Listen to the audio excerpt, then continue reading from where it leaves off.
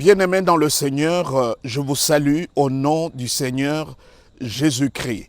Je viens encore de nouveau auprès de vous pour la promotion de l'amour inconditionnel de Dieu, pour vous présenter le message christocentrique qui fait nous comprendre que Jésus-Christ est venu ici sur la terre pour nous.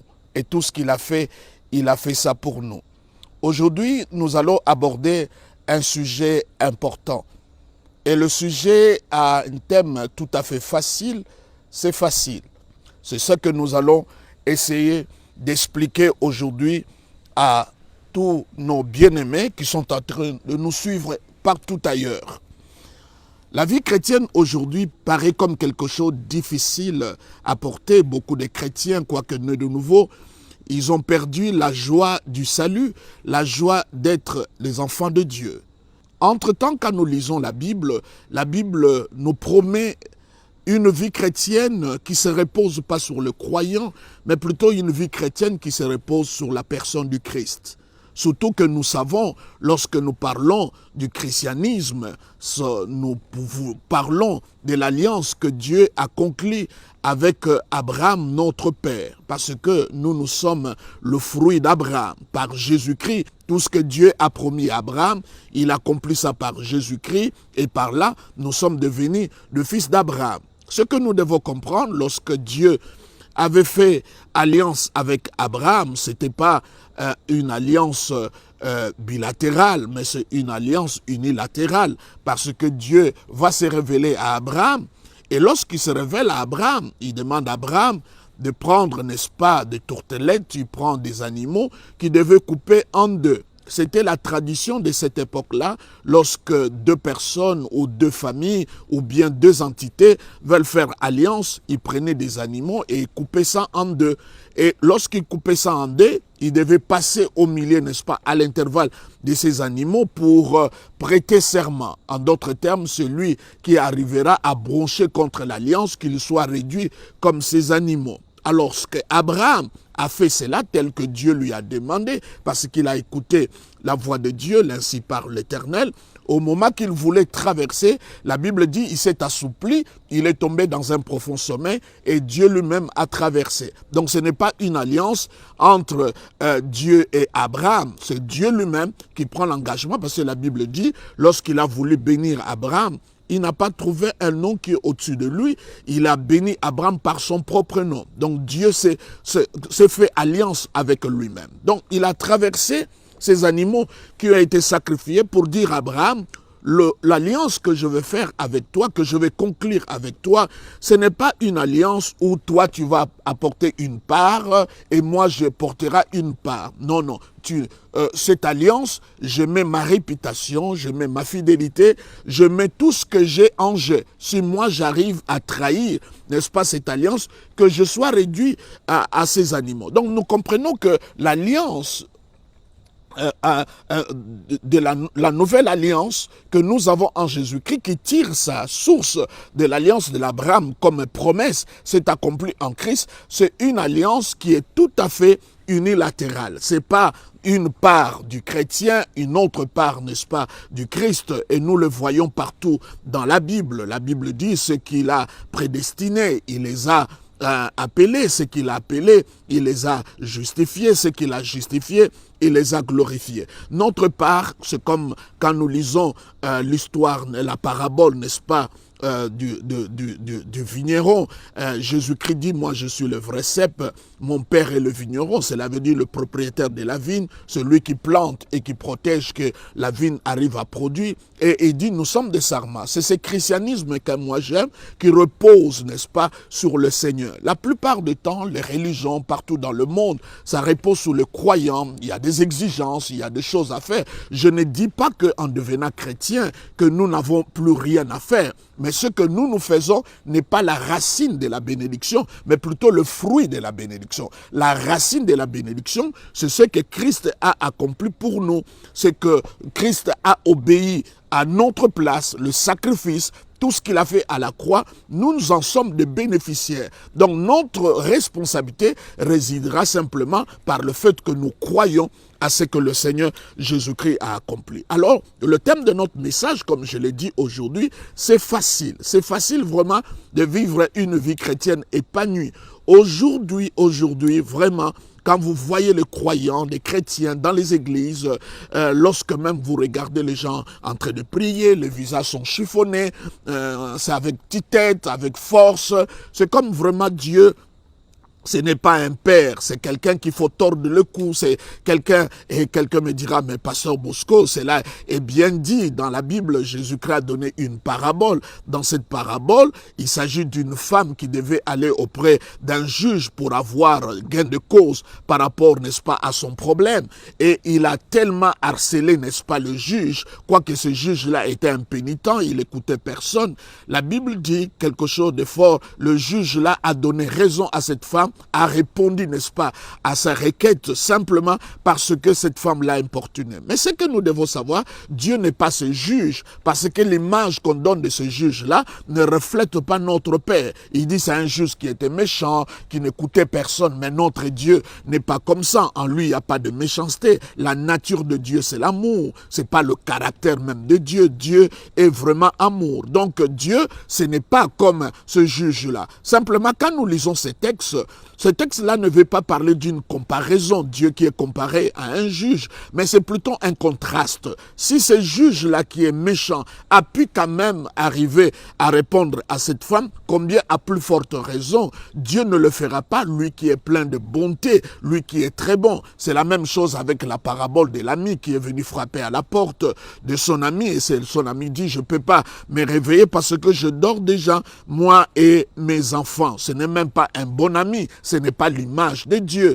Quoi qu'il lui a à la fin lui donné du pain, et nous ne pouvons pas comparer cet ami-là à Dieu. Dieu n'agit pas de cette manière. Donc Dieu, nous ne devons pas l'opportuner. C'est notre Père. Quand nous le demandons, il le répond. Quand nous sommes dans le besoin, et la Bible dit, nous ne devons pas nous inquiéter. Lui-même prend soin de nous. Donc nous pouvons vivre une autre vie chrétienne, une vie chrétienne de bonheur, de paix, de joie. Même lorsqu'il y a le combat, c'est le combat de la foi. Et l'avantage est de notre côté, vu tout ce que nous avons le Père, nous avons le Fils, nous avons le Saint-Esprit, Jésus-Christ est mort pour nous.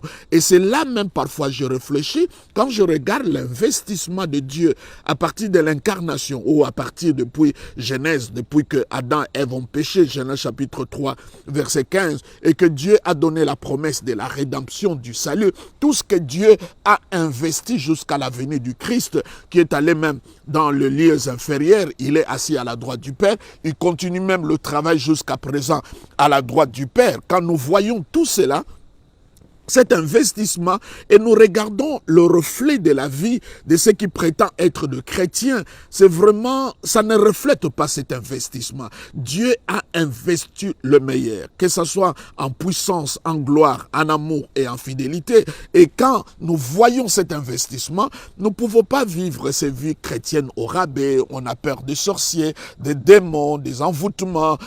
On est là en train de beaucoup prendre conscience des œuvres, n'est-ce pas, du diable, et nous ne sommes pas conscients de ce que Jésus-Christ a accompli, et nous croyons même facilement à ce que le premier Adam a nous apporté, cela veut dire la malédiction, le péché, les envoûtements, mais nous avons de la peine à croire du second Adam, ce qu'il nous a apporté. Nous croyons facilement que quelqu'un peut être possédé par des démons, et peut avoir de l'influence sur lui, les autels et tout cela, mais nous avons de la peine à croire que Jésus-Christ, quand il est mort vraiment à la croix, ce n'était pas, n'est-ce pas, quelque chose de mirage, de chimère, mais c'était quelque chose de vrai. Quand il a dit tout est accompli, réellement ça veut dire tout est accompli. Mais le message que j'ai à vous apporter aujourd'hui, c'est facile. C'est là, je parle, n'est-ce pas, de Matthieu chapitre 11. Matthieu chapitre 11, si vous avez votre Bible, vous pouvez l'ouvrir et lire ensemble avec moi. Et Jésus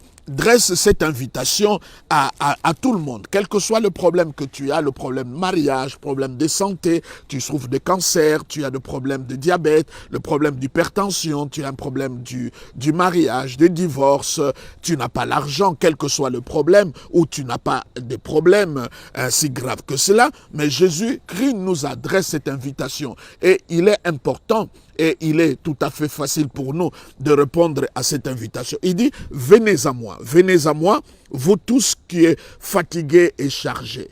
N'est-ce pas, quelle que soit la fatigue, la charge que vous avez, le Seigneur vous adresse cette invitation. Est-ce que pouvez-vous répondre à cette invitation du Seigneur? Il dit, venez à moi, aucun gouvernement ne peut le dire, aucun président, aucun roi peut prétendre dire ces choses. Même l'homme le plus riche, il ne peut pas dire à tout le monde de venir à lui, mais Jésus-Christ, il savait ce qu'il était, il était conscient de ce qu'il était, et il a dit, venez à moi, vous tous qui êtes fatigués et chargé. Et qu'est-ce qu'il nous promet? Et il dit, je vous donnerai du repos. Et ça, c'est très important. Et aujourd'hui, le mot repos est rare dans nos églises. Les prédicateurs qui prêchent aujourd'hui, il est rare qu'ils vous parlent du repos. Il vous parle, n'est-ce pas, des œuvres, là où le Seigneur nous dit, reposez-vous sur ce que moi je fais. Les gens continuent à nous dire, nous devons travailler. Entre-temps, quand nous entrons sur ce terrain-là des œuvres, du travail, nous ne serons jamais au bout de nos efforts. Vous savez, il y a une parabole, un jeune homme s'est présenté auprès du Seigneur Jésus-Christ. Il a dit au Seigneur, qu'est-ce que je dois faire pour avoir la vie éternelle? Jésus-Christ a dit, mais qu'est-ce qui est écrit dans la loi et qu'est-ce que tu lis? Quelle est l'interprétation que tu as de la loi? Il a dit à Jésus-Christ, mais moi, je ne commets pas l'adultère, je ne fais pas ceci, je ne fais pas cela, j'obéis mes parents. Et Jésus-Christ il a dit même à Jésus, depuis mon jeune âge, n'est-ce pas, j'obéis à tout cela. C'est le jeune homme riche.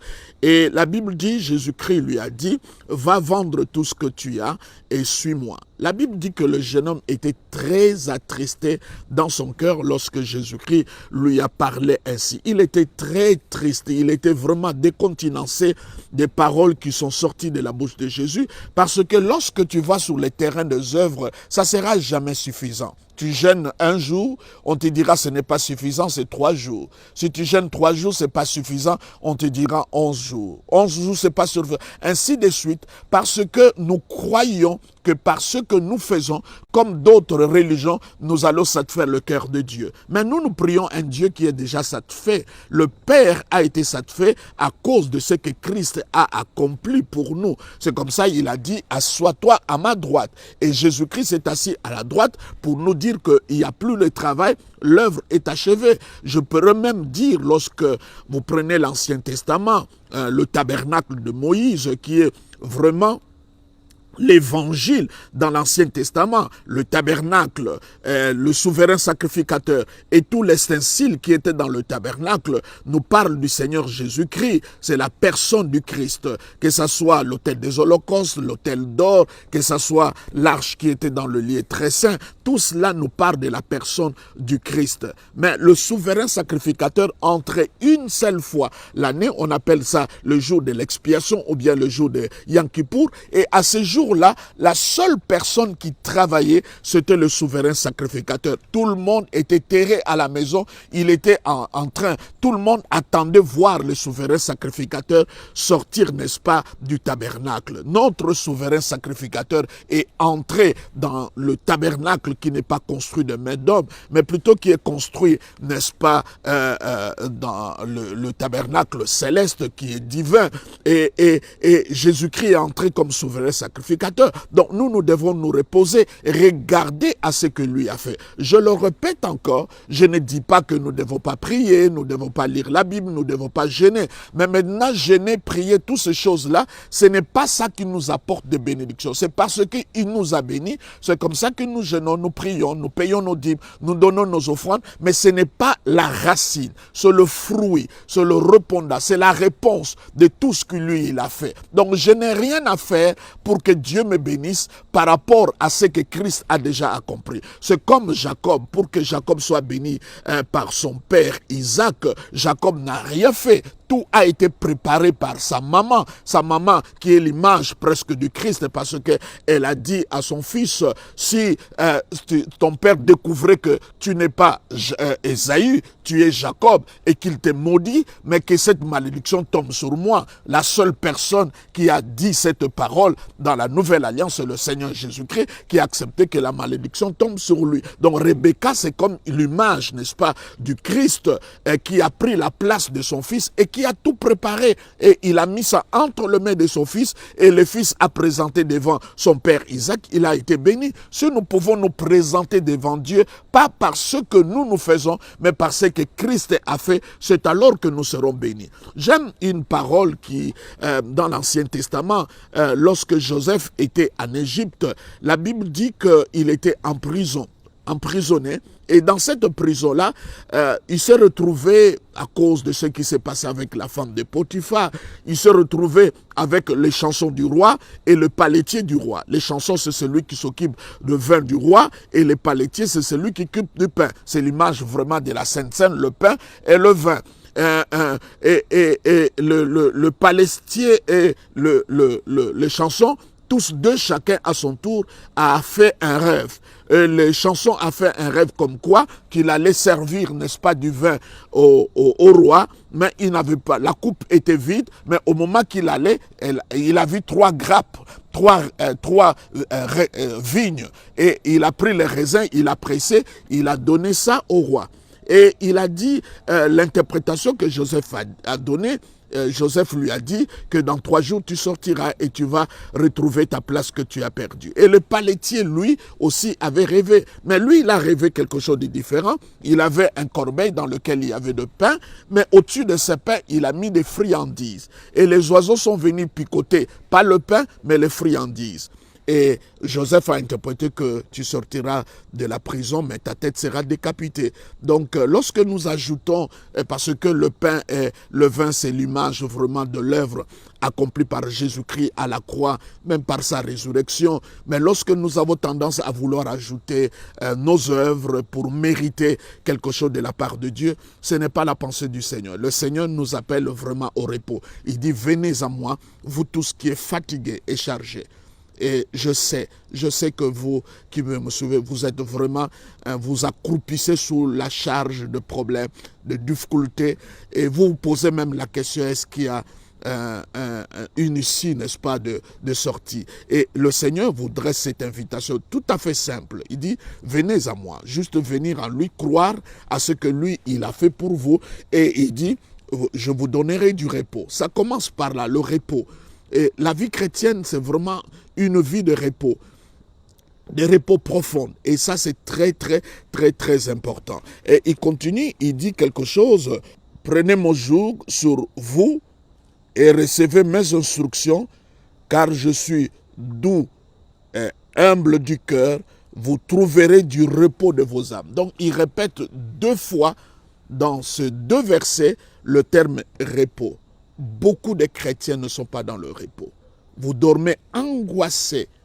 Juste, il y a un cafard qui passe, vous vous réveillez, vous commencez à lancer le feu partout. Vous n'êtes pas à l'aise même là, vous travaillez. Juste le téléphone qui sonne, vous êtes angoissé. Ce n'est pas ça la vie chrétienne. La vie chrétienne ne se repose pas sur vous comme d'autres religions. La vie chrétienne se repose sur le Seigneur. Et il dit, cela clairement, il dit que vous aurez le repos de vos âmes. Et au verset 30, il dit, mon joug est doux et mon fardeau est léger. Mon joug est doux. Ailleurs même on dit c'est facile. Le joug, c'est ce bâton qu'on met, ce bois-là lourd qu'on met sur les vaches, les animaux pour travailler, les taureaux pour l'agriculture avant qu'ils soient industriels.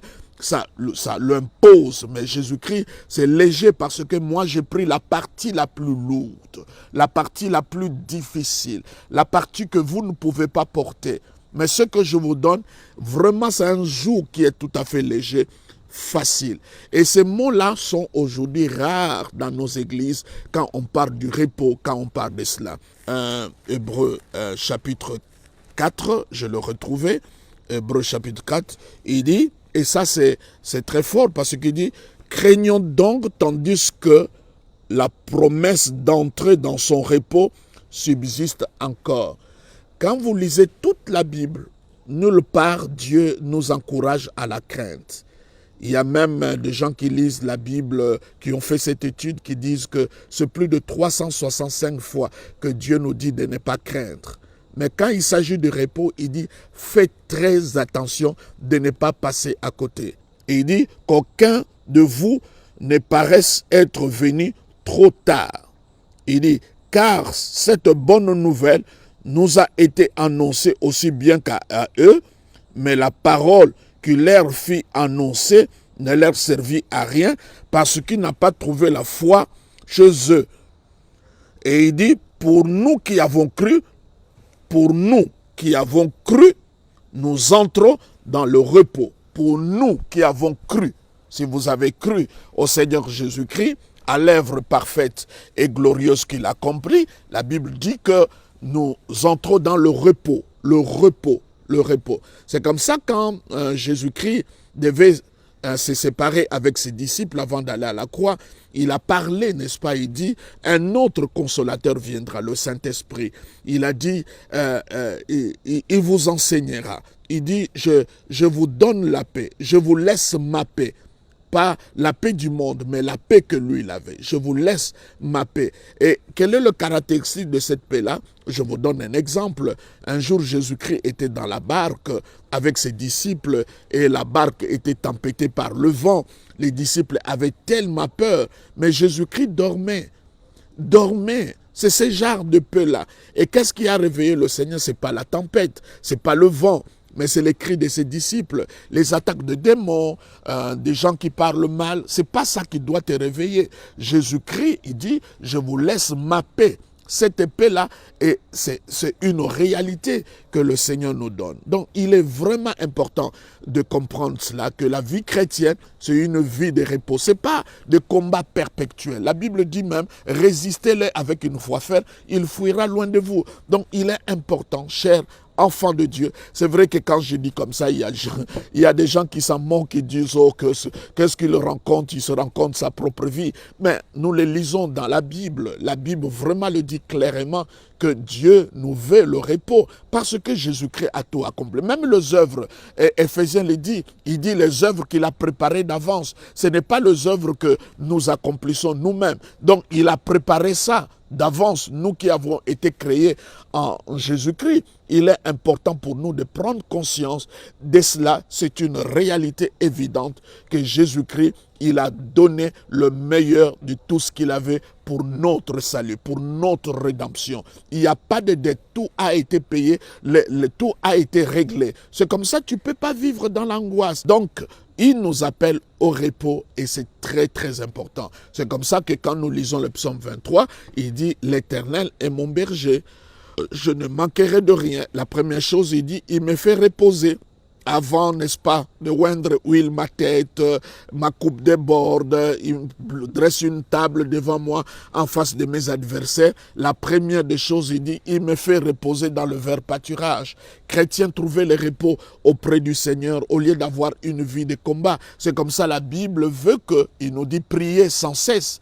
Il dit soyez toujours joyeux, priez sans cesse, rendez grâce à Dieu. Et beaucoup de gens me posent la question, mais le Seigneur nous a dit, nous devons prier sans cesse. Mais quelle est la prière que nous devons faire sans cesse? C'est la prière d'action de grâce. Parce qu'il dit rendez grâce à Dieu en toutes choses. Nous devons être que dans le remerciement. Parce que Jésus-Christ a déjà tout fait pour nous. La Bible dit ne vous inquiétez de rien, mais faites connaître tous vos besoins à Dieu par de prières et de supplications avec action de grâce. Même lorsque tu n'as pas encore la chose que tu as demandé, mais il faut l'accompagner avec action de grâce. Et il dit la paix de Dieu qui surpasse toute intelligence intelligence gardera nos cœurs. Et j'aime bien une traduction qui dit, la paix de Dieu sera la sentinelle de ton cœur, le garde du corps de ton cœur, afin que tu ne sois pas troublé. Donc il est important de comprendre que Dieu n'agit pas dans l'agitation, mais Dieu nous bénit lorsque nous nous reposons. C'est comme ça, le jour que Jésus-Christ a multiplié le pain,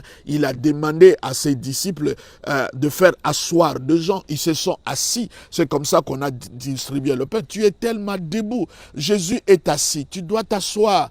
Jésus a tout fait. Tu dois que croire à ce qu'il a fait pour vous, au lieu de croire que vous êtes un co-rédempteur. C'est comme ça que j'aime beaucoup Gethsémani. Lorsque Jésus arrive à Gethsémani, il a prié et la Bible dit que la sueur s'est transformée en grumeau de sang. Et vous savez, Gethsémani est beaucoup plus fort que la croix du Christ, parce que à Gethsémani, Jésus-Christ a ressenti dans son âme ce qu'il devait subir dans son corps à Golgotha. Et beaucoup de gens même disent que Jésus-Christ avait peur lorsqu'il a dit « Père, éloigne de moi cette coupe ». Non, non. Le verbe « éloigner » là-bas, ça veut dire simplement déménager. Jésus-Christ, n'est-ce pas, les gens qui sont venus l'arrêter, ils pouvaient le tuer même à Gethsémani parce qu'ils étaient armés jusqu'aux dents. Heureusement que le Seigneur Jésus-Christ, il a fait cette prière-là. « Père, si tu veux que je meure ici, je vais mourir ici, mais éloigne de moi cette coupe. Déménage cette coupe. » Ça quitte Gethsémani pour m'attendre là où nous sommes entendus. À cause de toi, à cause de moi,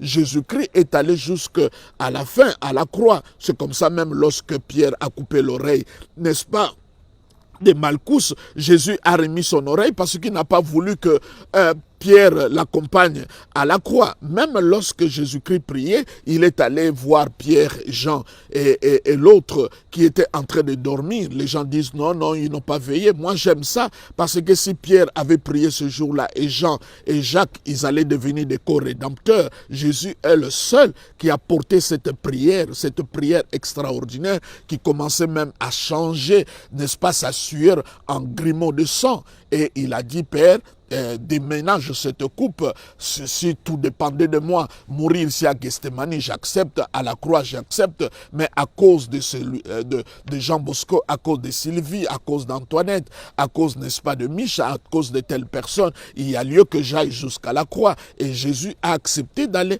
à la croix pour nous. Et c'est très important pour nous de comprendre cela. Le Seigneur nous appelle vraiment au repos. Venez à moi, vous tous qui êtes fatigués, je vous donnerai du repos. C'est très important pour nous de comprendre cela. La vie chrétienne est devenue pour beaucoup de gens comme un fardeau. Il faut faire ceci ou cela. Ce n'est pas mauvais si cela devient par élan du cœur, n'est-ce pas, de dévotion qui sort de notre cœur. Mais si ça vient, c'est parce que nous le faisons, parce que nous croyons que par là, nous méritons l'amour de Dieu, nous méritons les bénédictions de Dieu. Non, personne ne peut mériter les bénédictions de Dieu. Dieu est tellement riche qu'il ne peut rien à vendre et nous sommes tellement pauvres que nous ne pouvons rien acheter de Dieu. Personne ne peut impressionner Dieu. Nous ne devons pas mettre de jour. Quand nous prenons Actes des Apôtres, j'aime bien ce texte dans Actes chapitre 15. Il y avait cette grande discussion dans Actes chapitre 15 entre les apôtres. Et la conclusion, surtout au verset 10, il dit « Maintenant donc, pourquoi tentez-vous Dieu en mettant sur le cou des disciples ?» Maintenant donc, pourquoi tentez-vous Dieu en mettant sur le cou des disciples un joug que ni nos pères, ni nous n'avons pu porter. Aujourd'hui, on fait porter à des chrétiens des jougs même que les gens de l'Ancien Testament. Et c'est ce que les disciples du Seigneur, les apôtres sont en train de dire. Même nos pères, même nous-mêmes, personne n'a pu le porter. Et il dit au verset 11, il dit, mais c'est par grâce du Seigneur, Jésus-Christ, que nous croyons être sauvés. De la même manière que, cela veut dire, c'est par grâce. Grâce qui veut dire faveur imméritée. Un jour, l'occasion nous donnera d'expliquer profondément ce qui veut dire la grâce. Il dit, mais c'est par la grâce. Donc, mes amis, on met tellement de jours, tellement des interdits, tellement, ne fais pas, ne touche pas, 40 pas pour avoir ceci, 50 pas pour avoir le succès, 60 principes pour avoir un mariage heureux, 30 ceci pour faire ceci. Et les prédications, comment ceci, comment cela, comment ceci. Non, il y a tellement de comment, et parfois les gens ne se retrouvent pas. Qu'est-ce qu'il faut faire? Tout cela. Entre-temps, dans la Bible, lorsqu'ils sont approchés les Seigneurs pour poser la question, qu'est-ce qu'ils devaient faire? Jésus-Christ les a dit, il n'y a pas à faire. Tout ce que vous avez fait, c'est de croire à ce que Christ a accompli, celui à qui Dieu vous a envoyé. Donc si nous commençons, nous allons vivre une vie chrétienne de bonheur, de joie, de gaieté, une vie chrétienne heureuse, parce que en fait la vie chrétienne, ce n'est pas faire comme Christ.